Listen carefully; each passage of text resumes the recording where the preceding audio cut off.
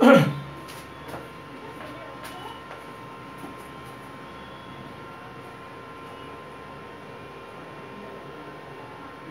गोगा महाराज, आप सभी को मेरी तरफ से जय गोगा महाराज। ये वीडियो हम सूर्य ग्रहण पे बना रहे हैं।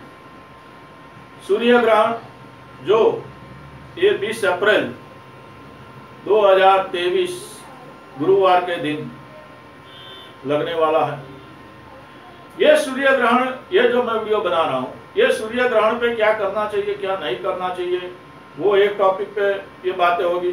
और दूसरा जो टॉपिक है वो ये सूर्य ग्रहण खत्म होने के बाद आपको जो मैं एक उपाय बताऊंगा, वो उपाय अगर आप करते हैं तो आप ये मान के चलिए कि आपकी जिंदगी में जो रुके हुए काम है वो पूरा होने के 100% चांस है।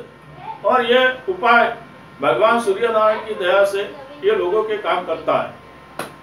तो रुके हुए काम का जो भी मतलब आप देख लीजिए, आपके कौन से काम रुके हुए हैं। क्या आपका घर नहीं बन रहा है, क्या आपकी शादी में रुकावटें हो रही है, क्या आपके बच्चे की पढ़ाई में रुकावटें हो रही है, यानी कि जो भी रुके हुए काम है, आपका नौकरी में प्रमोशन, आपको कहीं पे विदेश जाने के लिए वीजा, तो जो हमारा इंसानी जीवन है तो रुकावटें तो बहुत सारी है। तो रुकावटें जो है उसका उपाय तो हमें करना चाहिए ना। तो यहाँ पे ये सूर्य ग्रहण के खत्म होने के बाद अगर आप वो उपाय करते हो तो आपको एक मौका मिल जाता है अपने जीवन को आगे बढ़ाने के लिए। देखिए, हर वक्त हम जिंदगी में कोई ना कोई एक अफसोस तो करते ही है। आप देखिए, अगर आप शादी के लिए लड़की ढूंढ रहे हैं, बहुत अच्छा सा रिश्ता होता है, लेकिन शायद ऐसा कुछ हो जाता है कि आप खुद मना कर देते हैं। लेकिन उसके बाद 10-20 साल बाद आप खुद सोचते हैं कि शायद मैंने उस रिश्ते के लिए उस टाइम पे थोड़ा वेट किया होता तो मेरी शादी वहां पे हो जाती है।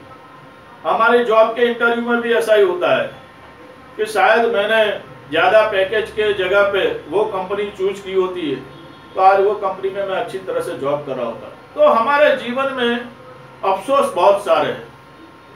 एक सही समय पे सही कार्य न करने का हमें जीवन में हर किसी को अफसोस रहता है।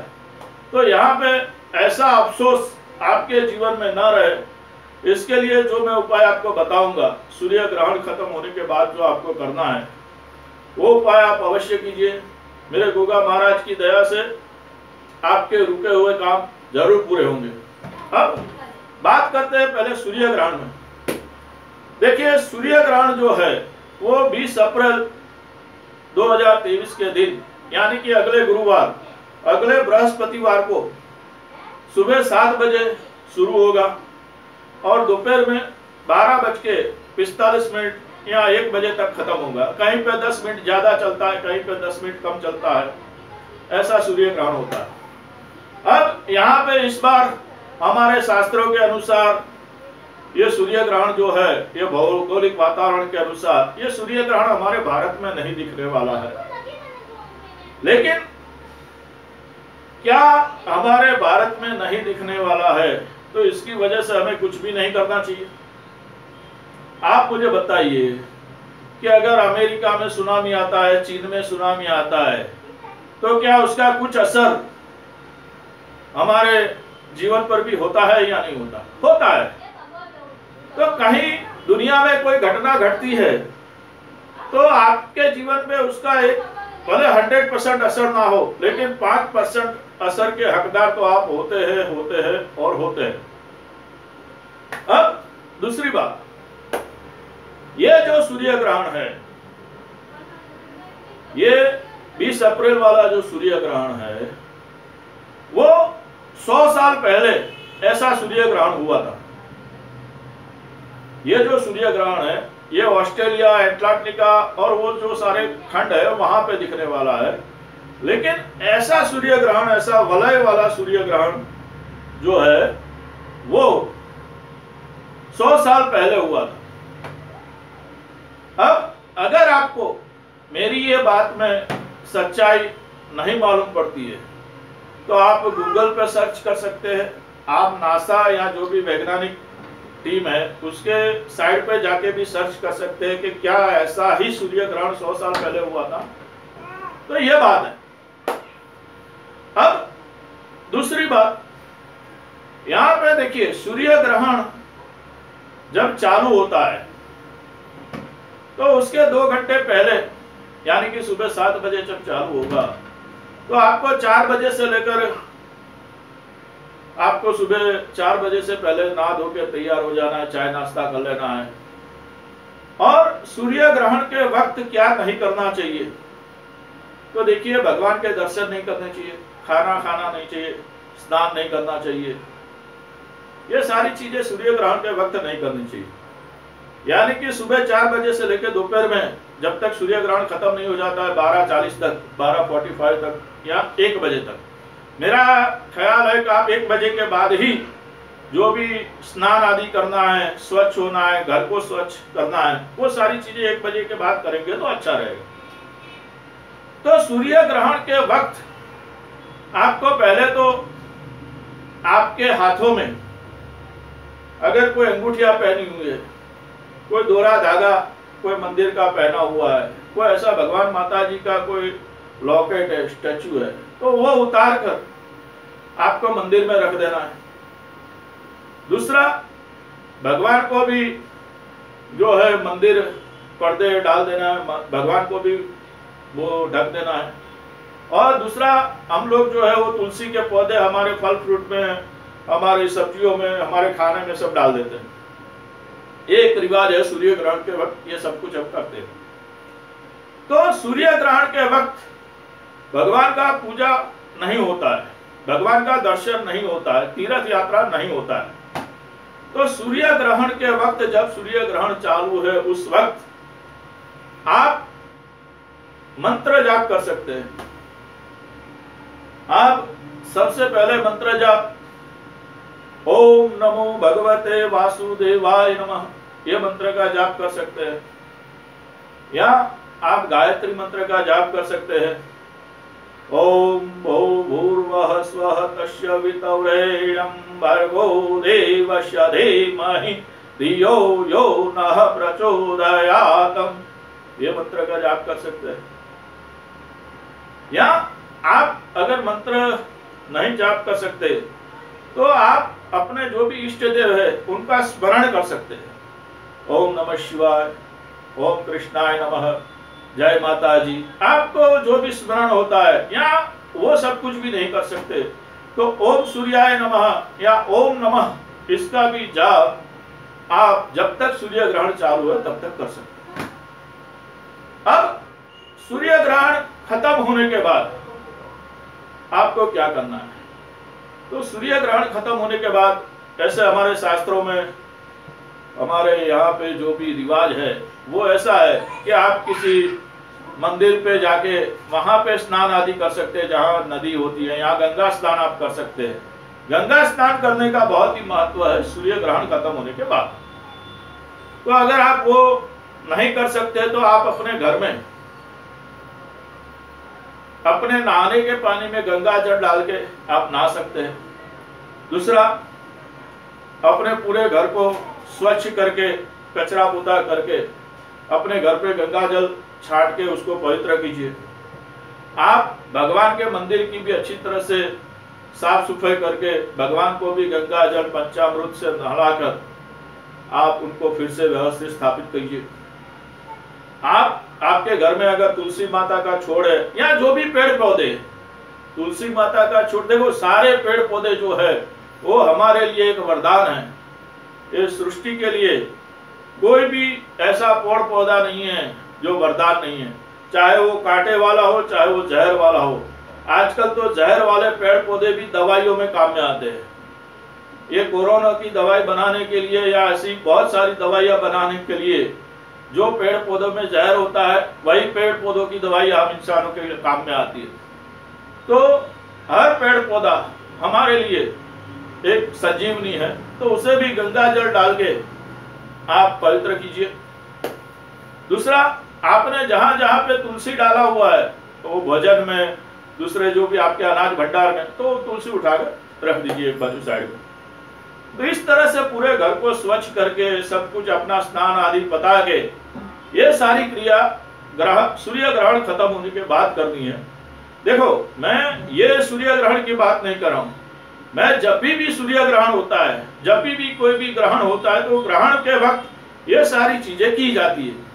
ये सिर्फ ये सूर्य ग्रहण के लिए ये चीज नहीं है जो मैं बता रहा हूं, ये सभी सूर्य ग्रहणों के बाद ये चीज आप करेंगे तो वो आपके लिए ही ये हमारा संस्कार है।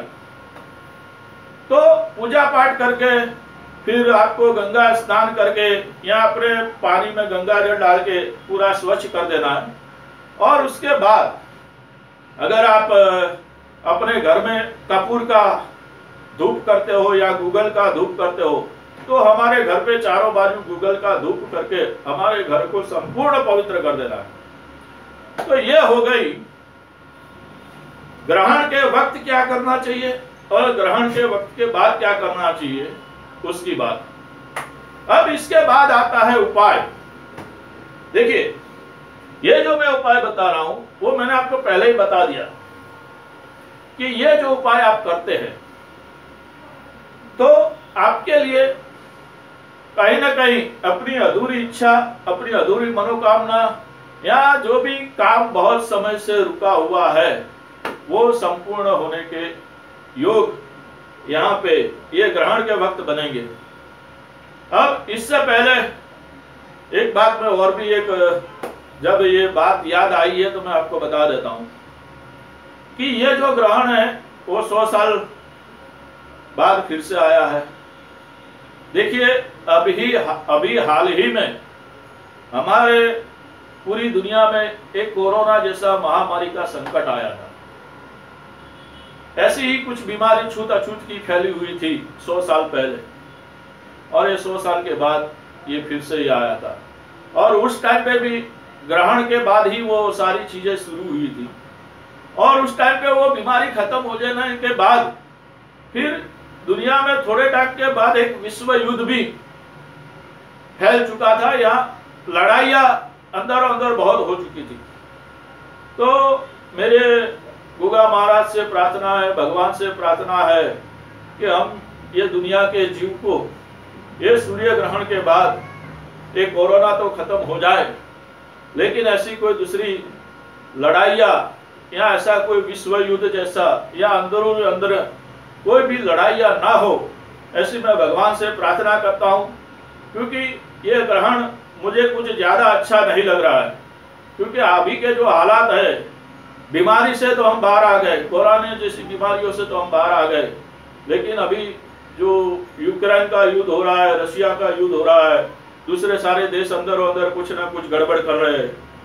तो मेरे भगवान से प्रार्थना है कि हम इंसान को, ये दुनिया के हर एक जीव को इस खतरनाक मोड़ से बचाए, ऐसी मेरी भगवान से प्रार्थना है।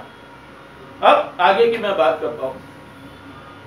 देखिए, आगे आपको क्या करना है, ये सूर्य ग्रहण खत्म हो जाने के बाद जो हमारा उपाय है वो उपाय ये है कि यहाँ पे सूर्य को ग्रहण लगा है। अब देखिए, हम इंसान को कोई बीमारी लगती है या कुछ ठोकर लगती है तो हम कमजोर हो जाते हैं, और हम कमजोर हो जाने के बाद हम फिर से शक्तिशाली होने के लिए कुछ ना कुछ दवाइयाँ करते हैं, कुछ ना कुछ उपाय करते हैं। तो उसी तरह से यहाँ पे सूर्य नारायण जो है कमजोर हो गए हैं, और सूर्य नारायण का कमजोर होना, देखिए इंसान की कुंडली के अंदर जो ज्योतिष शास्त्र के अनुसार अगर आपकी कुंडली में सूर्य कमजोर है तो आपका विल पावर कमजोर है, आप किसी पे हुक्म नहीं चला सकते, आप किसी से काम नहीं करवा सकते। ऐसे बहुत सारे योग है, अगर आपकी कुंडली में सूर्य कमजोर है तो ऐसा देखो, हमारी जन्म कुंडली के अंदर ज्योतिष शास्त्र के अनुसार 3 ग्रह ही महत्व का फल, एक तो पहला आपका लग्नेश होता है, दूसरा आपका सूर्य होता है, और तीसरा यहाँ पे चंद्र होता है। तो अगर आपकी सिंह लग्न भी है, या मेष लग्न है, या धनु लग्न है, या आपकी सिंह राशि है, या आप कोई भी राशि के हो, लेकिन यहाँ पे सूर्य को बलवान बनाने का उपाय मैं आपको बता रहा हूँ और ये उपाय आपको और कहीं पे नहीं मिलेगा। तो ये सूर्य को बलवान बनाने के लिए जो मैंने आपको बताया कि ग्रहण के वक्त हमें हमारी जो भी अंगूठियां है, जो भी हमने पहना हुआ है, वो सब कुछ उतार के मंदिर में रख देना है। उसके बाद में उस पे गंगा जल छाट के, पंचामृत छाट के उसको पवित्र हो जाने के बाद, जब ग्रहण खत्म हो जाए, जब हम स्नान कर ले, उसके बाद उसको भी स्नान करा के उसमें से अगर आप सूर्य की अंगूठी, आपको पता है, देखो सूर्य का ऐसा लाल कलर है, सूर्य का ऐसा लाल कलर, माणिक उसका रत्न है, उसका इंग्लिश नाम रूबी है। और हमारा जो कुमकुम का तिलक होता है, ऐसे कुमकुम का तिलक सूर्य महाराज का है।